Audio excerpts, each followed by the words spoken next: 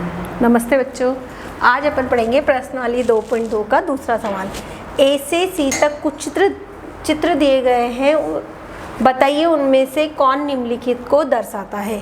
तो आपके चित्र हैं और ये 3 आंसर हैं आपके ये, तो आपको इन तीनों चित्रों में से इन तीनों के आंसर लिखने हैं। तो देखो इन तीनों के आंसर कैसे लिखेंगे हम।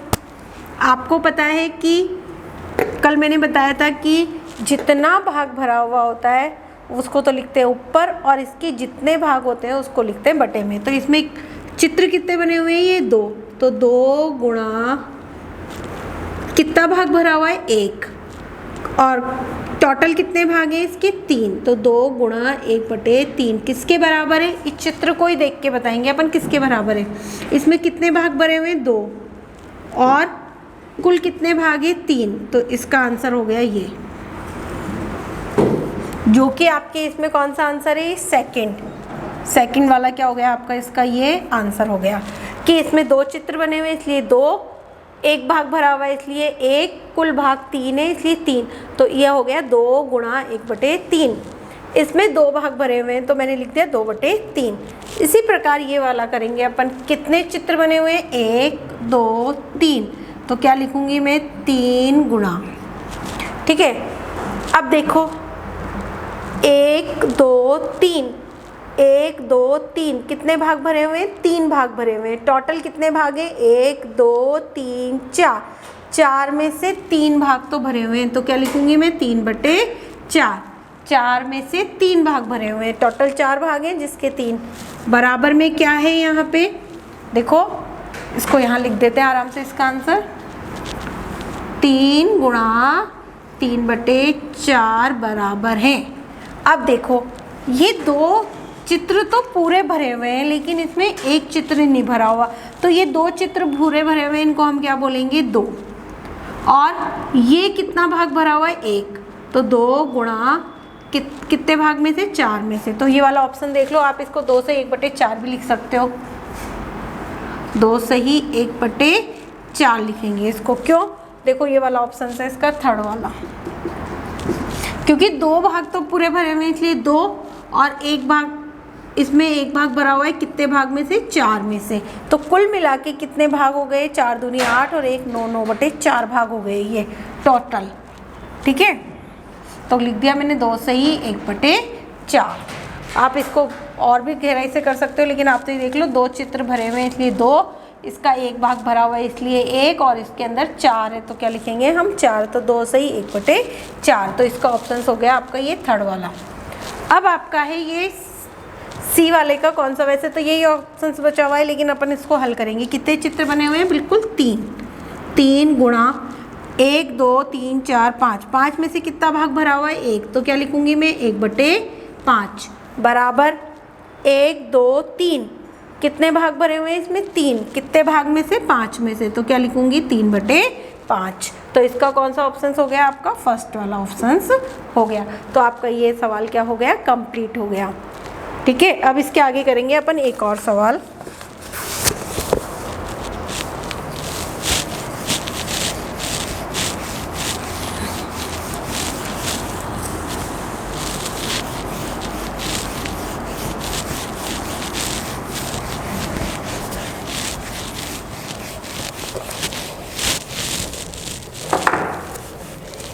तीसरा,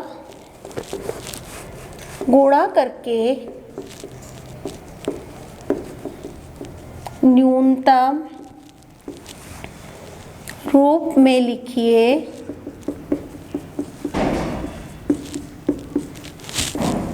और मिश्रित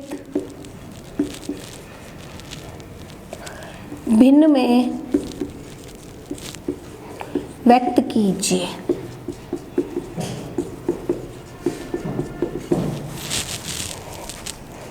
पहला सवाल है 7 गुणा 3/5, 4 गुणा 1/3, 2 गुणा 6/7, 5 गुणा 2/9 और 2/3 × 4। ठीक है, तो देखो आपको इनको न्यूनतम रूप में लिखना है और मिश्रित भिन्न में व्यक्त करना है। न्यूनतम रूप होता है कि अगर संख्या कटे तो काटनी है आपको, जब तक कट सकती है काटनी है। इसके नीचे हम क्या लिख देंगे 1। आपको पता है कि संख्या तिरछी भी कट जाती है और ऊपर नीचे भी कट जाती है। अब आपको पता है 5 के पहाड़े में ना 7 ना 3, तो ये तो इसका ऊपर ऊपर के गुणा करते हैं, अंश अंश को गुणा करते हैं और हर हर से गुणा करते हैं। 7 को 3 से गुणा किया तो क्या आया 21/5 आया। ये तो हो गया इसका क्या न्यूनतम रूप, क्योंकि अब ये दोनों किसी से भी नहीं कटते हैं। और मिश्रित भिन्न में व्यक्त करना है, तो मिश्रित भिन्न में व्यक्त करने के लिए अपन 21 में किसका भाग देंगे 5 का। 5 के पहाड़े में 21 4 बार में आते हैं, 5 चौक 20, क्या बचा 1, बचे हुए को ऊपर और नीचे, तो इसकी मिश्रित भिन्न क्या हो गई 4 सही 1/5। तो ये तो हुई आपकी मिश्रित भिन्न और ये हुआ आपका इसका न्यूनतम रूप। इसी प्रकार इसके नीचे 1 लिख देंगे। 4 को 1 से गुणा किया तो 4, 1 को 3 से गुणा किया तो 3, वही किस में 4 में 3 का भाग देंगे, 3 एकम 3, क्या बचा 1, तो क्या लिख सकते हैं हम इसको 1 सही 1/3। अब है ये वाला, इसके नीचे भी 1 कट ही नहीं रहे कोई, 2 छिक्के 12, 12 में किसका भाग देंगे 7 का, 7 एकम 7, 8 9 10 11 12, कितने बचे 5, तो क्या आ गया इसका आंसर 1 सही 5/7। ये है न्यूनतम रूप और ये है मिश्रित भिन्न। अब है इसके नीचे 1, 5 दूनी 10, 10 को 1 को 9 से गुणा किया 9, 10 में किसका भाग देंगे अंश को अंश से, हर को हर से, 9 एकम 9, क्या बचा 1, क्या लिखूंगी 1 सही 1/9। ऊपर ऊपर कटते नहीं है, या तो तिरछे कटते हैं या ऊपर नीचे कटते हैं, ठीक है। तो देखो ये भी नहीं कटेंगे, 2 चौक 8/3, 8 में किसका भाग देंगे हम 3 का, 3 एकम 3, क्या बचा 5, तो क्या बनी इसकी 1 सही 5/3, ठीक है।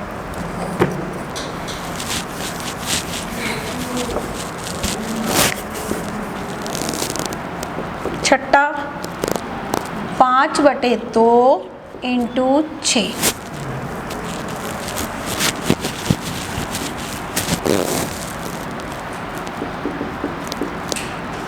11 ×